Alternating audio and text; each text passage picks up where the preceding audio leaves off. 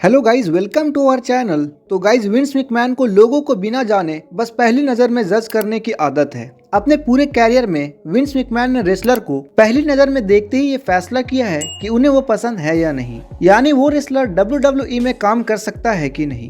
और इसलिए वो रेसलर विंस मैकमैन का चहीता बनने के लिए और कड़ी मेहनत करते हैं। इस लिस्ट में शामिल रेसलर ऐसा करने में कामयाब रहे हैं और रेसलर पहले तो लोगों को पसंद आने के लिए बहुत मेहनत करता है और फिर उसके साथ अपने बेहतरीन किरदार और रिंग में अपनी काबिलियत को जोड़ता है और धीरे धीरे विंस मैकमैन को एहसास होता है कि वो उसके बारे में गलत थे। तो गाइज, आज के इस वीडियो में 5 WWE रेसलर के बारे में बात करेंगे जिनसे विंस मैकमैन की उम्मीद बिल्कुल भी नहीं थी, लेकिन उन रेसलर ने अपने मेहनत और रिंग में शानदार परफॉर्मेंस से फैंस के साथ साथ विंस मैकमैन को भी शॉक किया। तो गाइज, विदाउट वेस्टिंग टाइम चलो वीडियो स्टार्ट करते हैं। और गाइज, इस लिस्ट में कुछ ऐसे रेसलर भी शामिल हैं जिन्हें आप सुनकर शॉक हो जाएंगे। Number 1, LA night. Guys, WWE fans बिल्कुल हैरान रह गए थे जब NXT के फेमस रेसलर LA नाइट ने मेन रोस्टर पर अपना डेब्यू किया था। LA नाइट स्मैकडाउन पर मैक्स टूपी के नाम पर आए थे और मैक्सिमम मेल मॉडल के मैनेजर थे। रिपोर्ट के अकॉर्डिंग विंस मैकमैन को LA नाइट की उम्र के कारण उनके ऊपर ज्यादा भरोसा नहीं था और इसलिए उन्हें केवल एक मैनेजर बनाया गया था।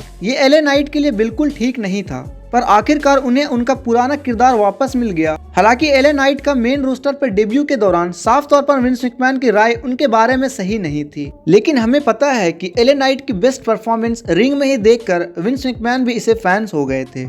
लेकिन चीजें अब पूरे तरीके से बदल चुकी है और उसके बाद से ऐसी रिपोर्ट सामने आई कि WWE इस चहीते स्टार्स को लेकर विंस मैकमैन के दिल में अपनी जगह बना चुकी है। Number 2, Shawn Michaels. Guys, Vince McMahon और शॉन माइकल्स एक दूसरे की बहुत इज्जत करते हैं, लेकिन ऐसा हमेशा से नहीं था। जब 90 के दशक में WWE को मेन इवेंट के लिए एक नए स्टार की जरूरत थी और HBK का नाम सामने रखा गया, तब विंस मैकमैन इसके बिल्कुल खिलाफ थे। विंस मैकमैन को नहीं लगता था कि HBK में वो बात है जो WWE को आगे बढ़ाने के लिए एक रेसलर में होनी चाहिए, और विंस मैकमैन को HBK से इस तरह की दिक्कत होने कारण HBK की लंबाई चौड़ाई भी थी। WWE के एग्जीक्यूटिव रूज फीचर ने सैम रॉबर्ट के पॉडकास्ट पर एक अपीयरेंस के दौरान इसके बारे में बात करते हुए कहा था कि विंस मैकमैन को जब उन्होंने आराम से यह बात कही थी कि शॉन माइकल्स कंपनी के लिए बेबी फेस रेसलर बन सकते हैं, तब विंस मैकमैन ने काफी गुस्से होते हुए कहा था कि वो कभी भी इस कंपनी का बेबी फेस नहीं बन सकते। हालांकि रेसलमेनिया 11 के बाद विंस मैकमैन को भले अपने आप पर पछतावा हुआ था, क्योंकि शॉन माइकल्स ने अपने परफॉर्मेंस और एबिलिटी से सभी फैंस को आउटस्टैंडिंग परफॉर्मेंस दी थी। Number 3, Daniel Bryan.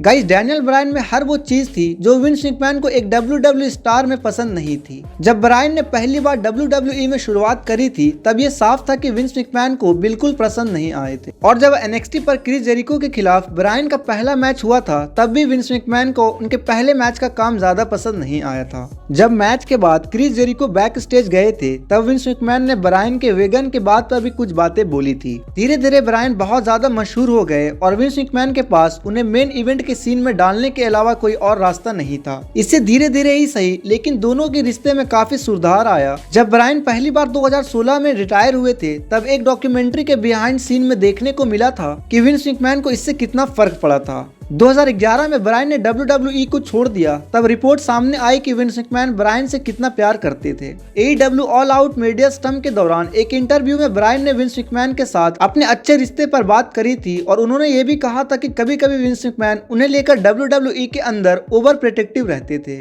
और उन दोनों में काफी अच्छा रिलेशन रहा है। गाइज, अब बात करते हैं number 4, Mick Foley. Guys, hall of fame के सदस्य मिक फॉली ने WWE में 3 सफल किरदार निभाने में कामयाब रहे हैं और वो 3 किरदार हैं Mankind, Cactus Jack and Dude Love. हालांकि फॉली को WWE में अच्छी खासी सफलता मिली है, जिसमें उन्होंने कई बार WWE टाइटल जीता है, लेकिन विंस मैकमैन की शुरुआत में उनमें कोई खास बात नहीं लगी थी। खास फॉली के लिए बनाई गई एक A&E डॉक्यूमेंट्री में विंस मैकमैन ने ये मेंशन किया था कि उन्हें शुरुआती में मिक फॉली के अंदर कोई टैलेंट भी नजर नहीं आया था।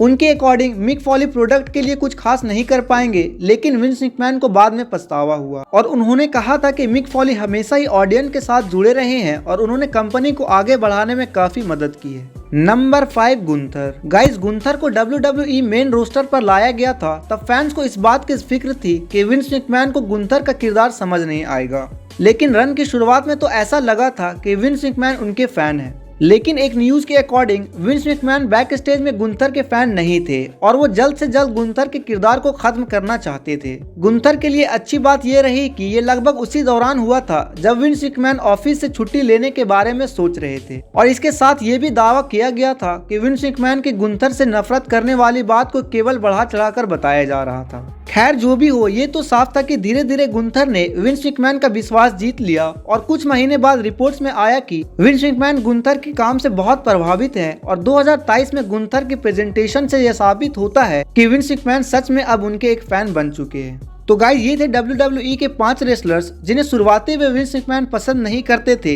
लेकिन उनके बेस्ट परफॉर्मेंस और एक्शन से उस रेसलर ने विंस मैकमैन को अपना फैन बना लिया। तो गाइस ऐसे ही वीडियोस पाने के लिए हमारे चैनल को लाइक, शेयर एंड सब्सक्राइब करके बेल आइकन जरूर प्रेस करें।